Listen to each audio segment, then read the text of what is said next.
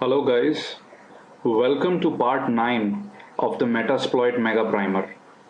Now in this video, we will look at privilege escalation in the post-exploitation phase.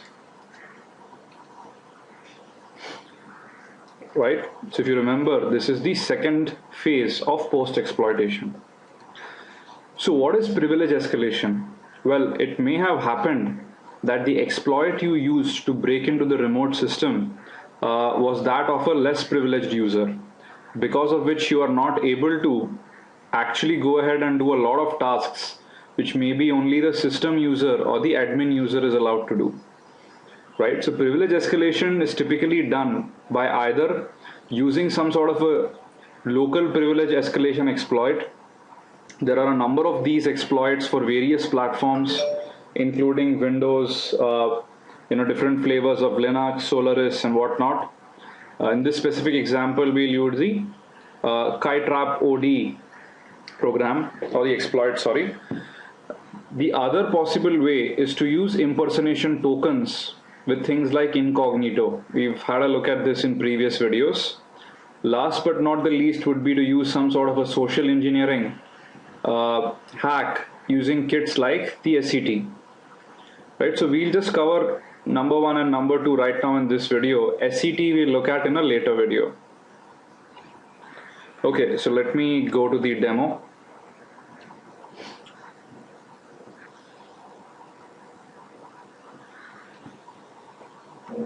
So let's type in the URL. And this goes ahead and handles the rest. This is a browser-based exploitation which I've done. So in the background, you would actually notice that Metasploit is just about to be launched, and I think it is launched already. You can look at the available sessions. I have one here. So let's go ahead and connect to that session. Great. So the good news here is that we've broken into the administrator account, but what we might want to do is escalate our privileges to system. Now, one of the things we can first try is actually look at the different tokens we have access to. Right, so if you notice, it's the -u command.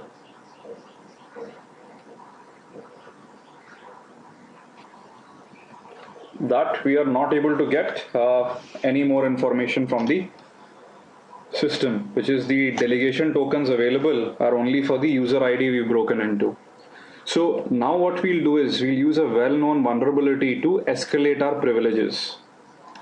Right, so we'll run the Metasploit script called Kitetrap OD, right, which actually exploits a vulnerability in the Windows kernel.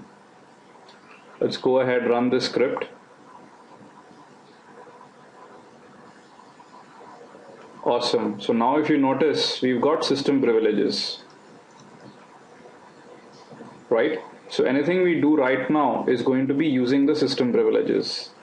Now if we just go back and list the tokens we have access to now, you'll notice we have access to almost all the tokens which exist on the current system, including administrator, system, network service, and whatnot. Right? So this is a simple example of how a privilege escalation attack can be launched on a Windows system. Going back to the presentation, in this case we went ahead and used a local privilege escalation attack.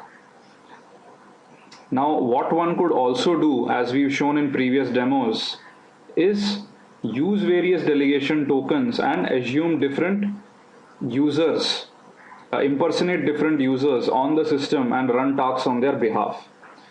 If you've forgotten, please visit the video in which I talk about the incognito extension and the basics of impersonation and token stealing. Right? So that's all for this video, very short one. I think this is probably the shortest video. But I want to go ahead and dedicate single videos to the various post-exploitation stages.